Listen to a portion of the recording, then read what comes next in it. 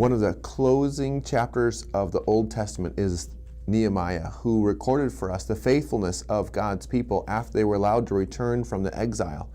And in chapter 9 of Nehemiah, we see towards the end of Nehemiah's time with the people that they actually came to repentance over their sins. This is what we read in chapter 9, verses 2 and 3. It said, "The Israelites separated themselves from all foreigners and stood and confessed their sins and the iniquities of their fathers.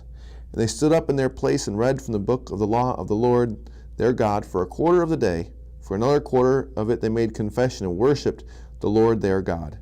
This is a highlight in the Old Testament because we know very well that God's people failed him over and over and over again. And sadly, there were many generations of Israelites that never learned the lessons from their wrong.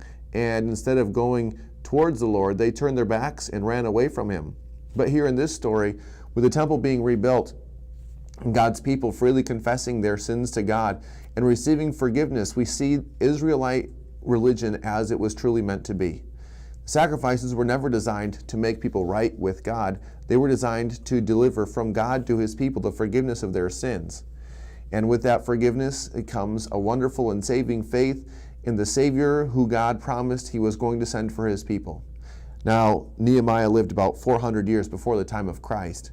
But even then, the people were looking forward to this Messiah, this Savior who was going to be the anointed one sent to save God's people from their sins.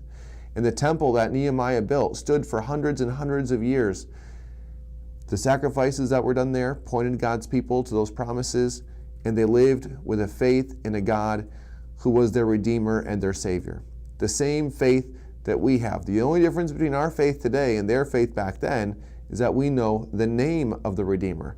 This, of course, being our Lord and Savior, Jesus Christ. He was the one sent to fulfill all of the Old Testament for his people. And in him, we too receive the forgiveness of our sins when we trust him in faith. Please pray with me.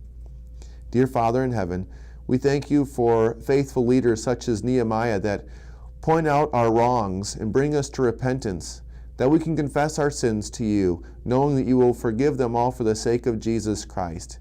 May you give us a confident faith and allow us to trust in you always. And in Jesus' name we pray. Amen. Blessings on your day. Thanks for watching. We hope you enjoyed the video.